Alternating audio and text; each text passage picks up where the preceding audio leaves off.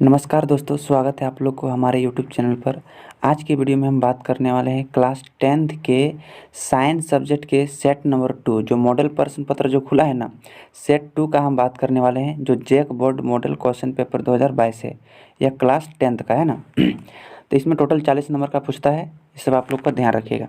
Set number 1 हम आप लोग को पहले ही दे चुके हैं, अगर नहीं देखें हैं तो उसका लिंक हम डिस्क्रिप्शन बॉक्स में डाल देंगे, जाकर देख लीजिएगा। तो चलिए हम लोग पहला क्वेश्चन की तरफ हम लोग बढ़ते हैं। पहला क्वेश्चन कह रहा है कि विद्युत धारा का एसआई मात्रक क्या होता है। मतलब फर्स्ट क्वेश्चन में जो है ना, आपका एसआई मात्रक से क्वेश्चन पूछेगा, एसआई मात्रक से क्वेश्चन पूछेगा। तो विद्युत धारा का एसआई मात्रक क्या है? किसी चालक में धारा मापने के लिए किसी उपकरण का प्रयोग किया जाता है। मतलब किस उपकरण का प्रयोग किया जाता है ना। तो इसका उत्तर हो जाएगा विद्युत धारा का एसआई मात्रक एम्पियर होता है, जिसको शॉर्टकट में हम ए भी लिख सकते हैं ना।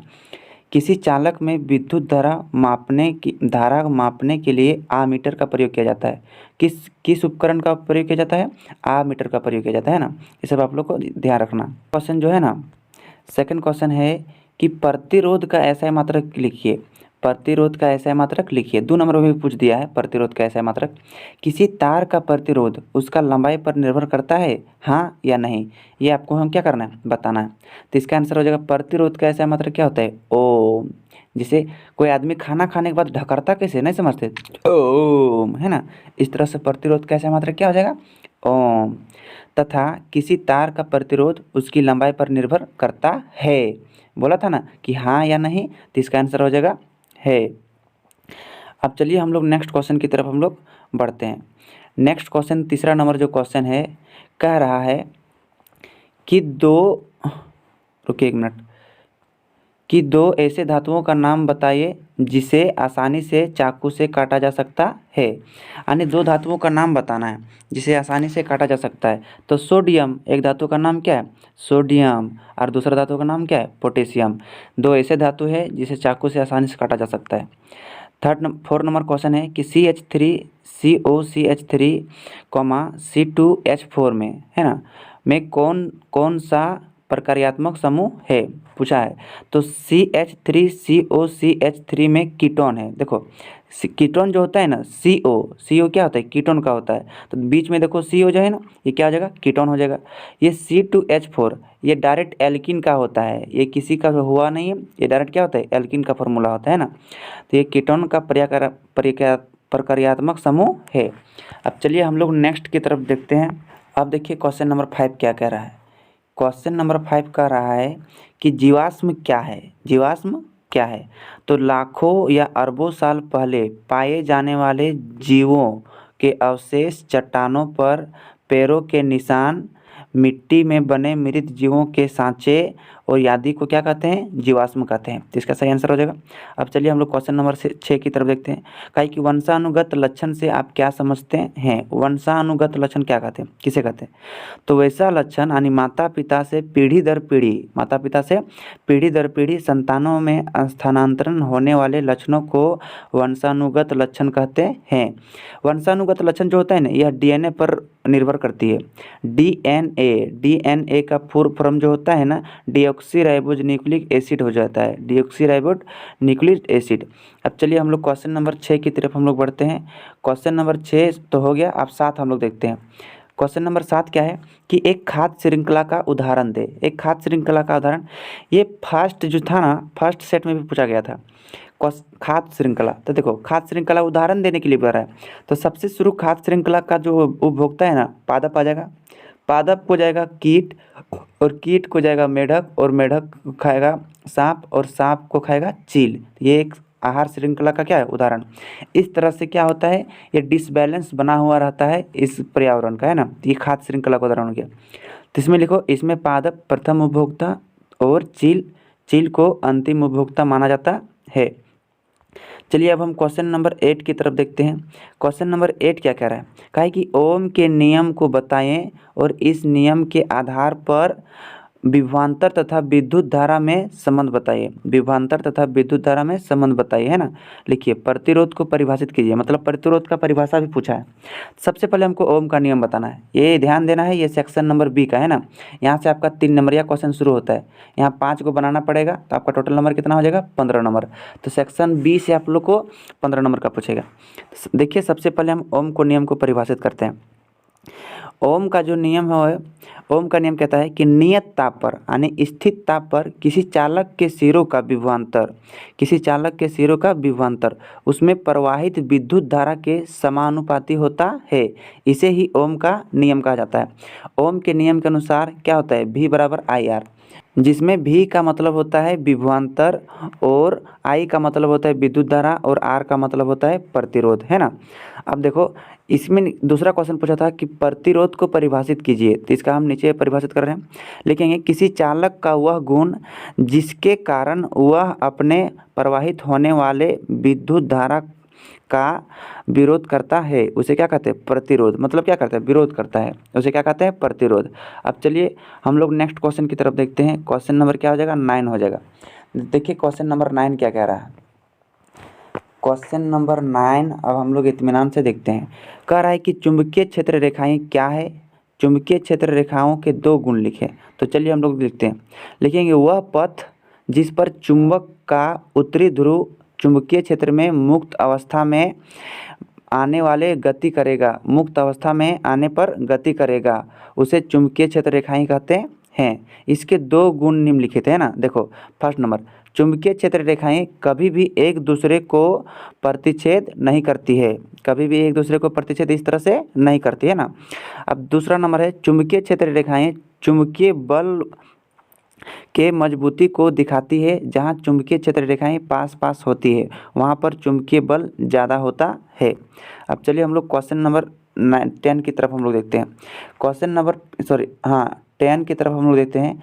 कह रहा है कि संक्षारण किसे कहते हैं, इससे सुरक्षा उपाय बताइए, इससे सुरक्षा का उपाय बताइए, इससे सुरक्षा का उपाय बताइए। यहाँ पर का होता, सुरक्षा का उपाय बताइए। तो संक्षारण किसे कहते हैं, संक्षारण मतलब जंग समझते हैं, जंग जो लोहा में लग जाता है, हाँ वही होता है। देखो संक्षारण किसे कहते हैं, देखिए वह रासायनिक अभिक्रिया जिसमें धातुएं वायु नमी अम्लों से अभिक्रिया करके ऑक्साइड बनाते हैं उसे संक्षारण कहते हैं। इससे सुरक्षा पेंट या ग्रीस लगाकर कर सकते हैं।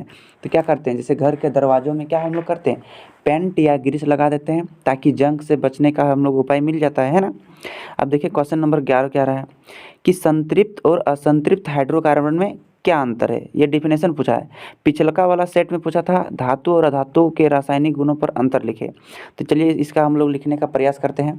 देखो एक साइड लिखेंगे संतृप्त हाइड्रोकार्बन और एक साइड लिखेंगे असंतृप्त हाइड्रोकार्बन।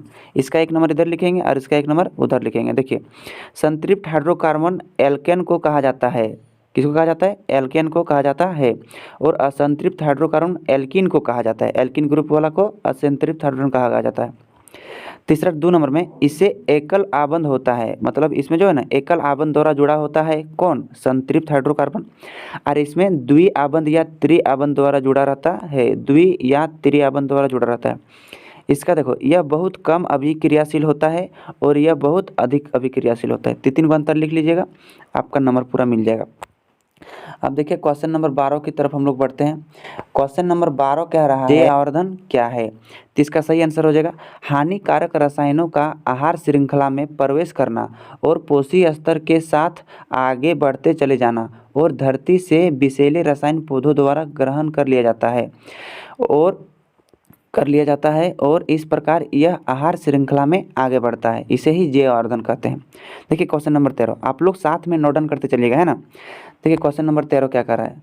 क्वेश्चन नंबर 13 बहुत ही शॉर्टकट है और बहुत ही सिंपल है, लेकिन यहाँ से 3 नंबर का क्वेश्चन पूछेगा। पूरा कि एक परितंत्र में ऊर्जा के प्रवाह का चित्र बनाइए। ऊर्जा का प्रवाह मतलब ऊर्जा कहाँ कहाँ से खपत होता है। देखिए सबसे पहले सूर्य का प्रकाश, उसके बाद इसका उत्पादक का कहने का मतलब होता है पेड़ पौधे, उत्पादक मतलब क्या होता है, पेड़ पौधे। तो ये जो सूर्य है सूर्य का रोशनी से क्या होता है, पेड़ पौधे लेते हैं, उसके बाद क्या करते हैं, पेड़ पौधे को कौन खाता है, शाकाहारी खाता है, पेड़ पौधे को कौन खाता है, शाकाहारी खाता है, शाकाहारी के बाद मांसाहारी, मांसाहारी के बाद शीर्ष मांसाहारी। मान के चलो भेड़ बकरी जो है ना, हम लोग क्या है, मांसाहारी है, और हम लोग को भी कौन खा जाता है, बाघ वो खा जाता है, खाता है ना, तो बस लास्ट में शीर्ष मांसाहारी को रखा जाता है। अब देखिए 14 नंबर क्वेश्चन करें, मेंडल ने अपने प्रयोग के लिए मटर के पौधे का चयन क्यों किया, तो इसको हमको लिखना है, तो आंसर देखिए हमको आराम से लिखना पड़ेगा। देखो आराम से लिखेंगे, तो लिखेंगे कि मेंडल ने अपने प्रयोग के लिए मटर के पौधे का चयन इसलिए किया क्योंकि मटर का पौधा आसानी से उपलब्ध हो जाता था और यह एक साल में कई बार लगाया जा सकता था। मतलब यह आसानी से उपलब्ध हो जाता था, मटर का पौधा मतलब चना का पौधा है ना, तथा इनके पुष्प का आकार बड़े और अधिक परागकण वाले क्षमता वाला है और इनका अध्ययन करना भी अत्यधिक सरल था। इसलिए मेंडल ने जो था ना, ये मटर के पौधे को चुना था। अब चलिए हम लोग क्वेश्चन नंबर नेक्स्ट यानी 15 की तरफ हम लोग देखते हैं। देखिए हो रहा है कि एक विद्युत परिपथ में 3 प्रतिरोधों को, जिनकी प्रतिरोध क्रमशः R1, R2 और R3 है, विद्युत परिपथ में जो पार्श्व क्रम में जोड़ा गया है। पहले कह दिया है किस क्रम में जोड़ा गया है, पार्श्व क्रम में जोड़ा गया है। अब पार्श्व क्रम में जोड़ा गया है तो पूरे परिपथ समतुल्य प्रतिरोध के लिए व्यंजक प्राप्त करें। पिछले वाला में पूछा था श्रेणी क्रम वाला है ना, तो इसमें क्या पूछा है, पार्श्व क्रम वाला पूछा है। तो चलिए इसका हम लोग नजर आ रहा है, यहाँ से यहाँ तक किया है, यहाँ वोल्ट है, इस तरह सटाना है आप लोग को, और इस तरह से किया गया है, ये समांतर क्रम में किया गया है ना। तो देखो ये R1, R2 और R3 को दर्शाया गया, ये विद्युत धारा जा रहा है I2, I3 है ना। अब लिखेंगे कि 3 प्रतिरोध R1, R2 तथा R3 पार्श्व क्रम में जुड़े हैं। किस क्रम में जुड़े हैं, पार्श्व क्रम में। प्रत्येक प्रतिरोध में प्रवाहित विद्युत धारा I1, I2 और I3 है। तो परिपथ में कुल विभवांतर V है, तो टोटल विभवांतर क्या हो जाएगा, V हो जाएगा है ना। अब देखो इसको बनाएंगे कैसे, एगो I1, I2 और I3। तो चलिए इसमें से हम निकालने की प्रयास कर रहे हैं। अब इसको निकालने का शॉर्टकट तरीका क्या होता है, इसमें टोटल धारा दे दिया था तो टोटल धारा को लिख लिए और इसको समीकरण 1 मान लिए, कोई दिक्कत नहीं। अब ओम के नियम के अनुसार V बराबर IR होता है, ये सबको पता है। तो देखो I1 का मान क्या हो जाएगा, यदि V बराबर IR होता है तो I1 का मान क्या हो जाएगा, आप लोग ध्यान से देखिए। यहाँ से सर यदि I को रहने दो, I को रहने दो, V बराबर IR, यहाँ से I को रहने देगा, ये इधर V गुना R गुना में, इधर क्या हो जाएगा, भागा में हो जाएगा, यानी V बटे R हो जाएगा। तो सेम देखो I1 बराबर V बटे R1, I2 बराबर V बटे R2, I3 बराबर V बटे R3, ये सब हम निकाल लें विद्युत धारा का मान। अब इसमें से करना कुछ नहीं है। अब देखो समीकरण 1 से, तो देखो समीकरण 1 का मान जो था V बराबर जो था ना, यहाँ V बराबर नहीं होगा, यहाँ I बराबर होगा, क्योंकि समीकरण 1 में क्या है, I है, तो यहाँ I देना है ना, तो यहाँ पर क्या देना, I बराबर देना। तो I का फॉर्मूला क्या बढ़ा दिए, V बटे R, V बटे R। तो देखो I1 का मान क्या हो जाएगा, V बटे R1, देखो यहाँ पर है। I2 का मान क्या हो जाएगा, V बटे R2, यहाँ पर है। और I3 का मान क्या हो जाएगा, V बटे R3, जो हम यहाँ पर बिठा दिए हैं। आप लोग ध्यान से देखिए, अब यहाँ हम क्या ले लिए, कॉमन ले लिए, यहाँ से हम V कॉमन ले लिए तो 1 बटे R बचा, यहाँ से भी V कॉमन ले लिए, यहाँ में से सब तीनों में से V कॉमन ले लिए, 1 बटे R1, 1 बटे R2 और प्लस 1 बटे R3 बचा, यहाँ में से बचा। अब देखो V और V क्या हो गया, ख़त्म हो गया, तो 1 बटे R बराबर 1 बटे R1, 1 बटा है, ये 1 है, 1 बटे R2 प्लस 1 बटे R3, ये आपका क्या हो गया, पार्श्व क्रम वाला फॉर्मूला हो गया। क्या हो गया, पार्श्व क्रम वाला फॉर्मूला हो गया। अब चलिए हम लोग नेक्स्ट क्वेश्चन की तरफ हम लोग बढ़ते हैं। कह रहा है कि विद्युत मोटर क्या है, विद्युत मोटर क्या है, इसका सिद्धांत लिखिए। विद्युत मोटर क्या है, इसका सिद्धांत लिखिए। और एक विद्युत मोटर का नामांकित चित्र बनाइए एवं इसके 2 उपयोग लिखिए। 3-4 को क्वेश्चन पूछा है। तो चलिए सबसे पहले विद्युत मोटर किसे कहते हैं, इसको देख लेते हैं। विद्युत मोटर एक ऐसी युक्ति है जो विद्युत ऊर्जा को यांत्रिक ऊर्जा में बदलता है ना, यानी परिवर्तित करता है। तो इसका सिद्धांत हम लोग लिखेंगे। विद्युत मोटर धारा चुंबकीय प्रवाह के सिद्धांत पर कार्य करती है। धारा के चुंबकीय प्रवाह पर कार्य करती है। यह चालक को चुंबकीय क्षेत्र में रखा जाता है तो उस पर एक बल आरोपित होता है। इस बल की मदद से विद्युत ऊर्जा यांत्रिक ऊर्जा में परिवर्तित होता है। चलिए इसका हम लोग फिगर आराम से देख लेते हैं। आप लोग आराम से देख कर छाप लीजिएगा। ये जो है ना विद्युत मोटर का चित्र है। किस चीज़ का चित्र है, विद्युत मोटर का चित्र है। देखिए ये नॉर्थ पोल है और ये साउथ पोल है ना, चुंबकीय वाला। और यहाँ से मोटर को फिट किया गया है आप लोग ध्यान से देख लीजिएगा। और चुंबकीय क्षेत्र रेखाएं जो खींचा गया ये R1 है और ये R2 है। आप लोग ध्यान से ये वाला देखकर छाप लीजिएगा, है ना। अब चलिए हम लोग क्वेश्चन नंबर 17 की तरफ बढ़ते हैं।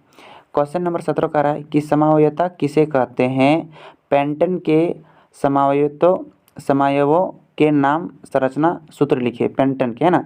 तो पेंटन के 3 गो समावयवता सूत्र पेंटन सूत्र होता है। सबसे पहले इसका हम परिभाषा लिख लेते हैं। इसको देखो, ऐसे यौगिक जिनके आणविक सूत्र समान होता है और संरचना सूत्र अलग अलग होता है उसे क्या कहते हैं, समावयवता कहते हैं। आणविक सूत्र क्या होता है, सेम टू सेम होता है, तो ये इसको क्या बोलेंगे, आणविक सूत्र। तो C5H12 ये सेम टू सेम रहेगा, लेकिन इसका संरचना सूत्र अलग अलग हो जाए। जैसे देखो C 5 गो है तो 5 गो C लिखें, 1 गो 2 गो 3 गो 4 गो 5 गो।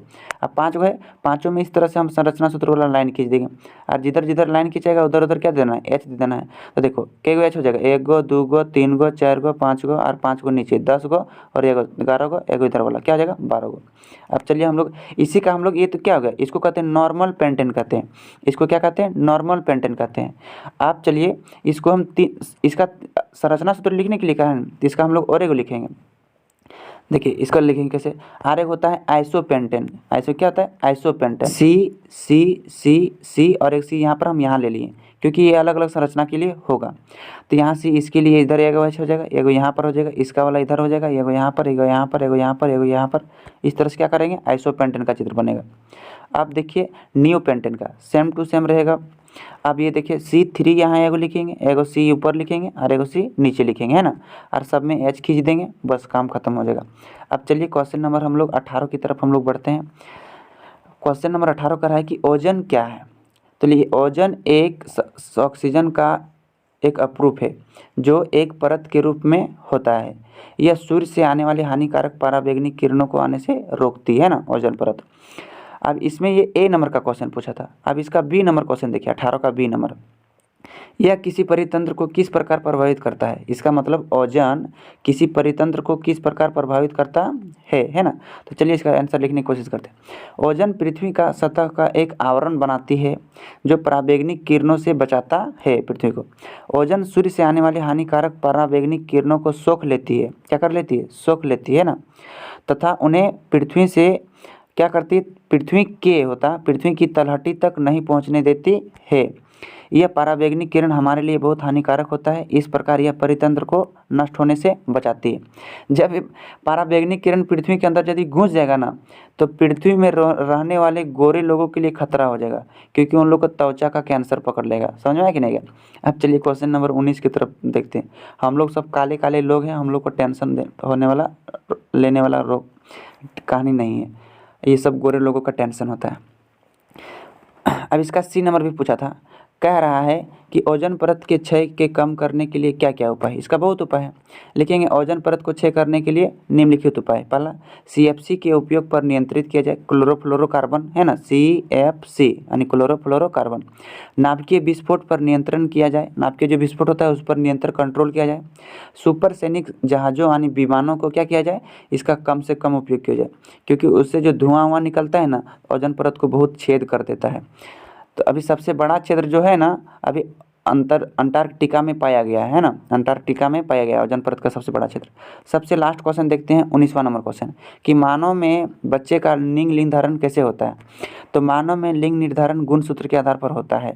जैसे एक स्त्री में जो होता है XX गुणसूत्र होता है और पुरुष में जो होता है XY गुणसूत्र होता है ना, इसी के आधार पर होता है। तो नर में XY गुणसूत्र होता है और तथा स्त्री में XX गुणसूत्र होता है। इससे स्पष्ट होता है कि यदि निषेचन की क्रिया में यदि पुरुष का X लिंग गुणसूत्र स्त्री के Y लिंग X लिंग गुणसूत्र से मिलता है, स्त्री के X लिंग गुणसूत्र से मिलता है ना, तो क्या उत्पन्न होता है, बच्चा उत्पन्न होता है। अब बच्चा कौन उत्पन्न होगा, लड़का की लड़की। तो देखो X लिंग गुणसूत्र से मिलता है, तो XX मतलब क्या हो जाएगा, पुरुष का X और महिला का X, XX मतलब क्या हो जाएगा, लड़की उत्पन्न होता है। अतः संतान लड़की के रूप में उत्पन्न होती है। लेकिन पुरुष का Y लिंग गुणसूत्र स्त्री के X लिंग गुणसूत्र से निषेचन करेगा, तो XY मतलब क्या हो जाएगा, लड़का। अब इसी को हम समझा दिए हैं, ध्यान से देखिएगा। यहाँ नीचे ध्यान समझिएगा, है ना। देखिए नीचे क्या लिखा गया, नीचे लिखा गया है यहाँ ध्यान से समझिएगा ना, ये एक्स एक्स है, ये स्त्री है, ये एक्स वाई है, ये पुरुष है। अब देखो इसका एक्स लिंग गुणसूत्र, इसका एक्स लिंग गुणसूत्र, तो लड़की बनेगा। इसका भी एक्स और इसका भी एक्स आएगा तब वो लड़की बनेगा। अब देखिए इसका एक्स और इसका वाई तो लड़का बनेगा, इसका एक्स और इसका वाई तो लड़का बनेगा। बस काम खत्म हो गया। तो उम्मीद करते हैं कि आप लोग का ये वीडियो पसंद आया होगा, तो अपने दोस्तों तक शेयर ज़रूर करना, और चैनल पर नए हैं तो सब्सक्राइब कर कर जरूर लाना, ताकि इस तरह से वीडियो आप लोग को आगे भी मिलते रहे। मिलेंगे अगले वीडियो में पार्ट नंबर सेट नंबर 3 के साथ। तब तक के लिए जय हिंद, जय भारत। हंसते रहिएगा, मुस्कुराते रहिएगा।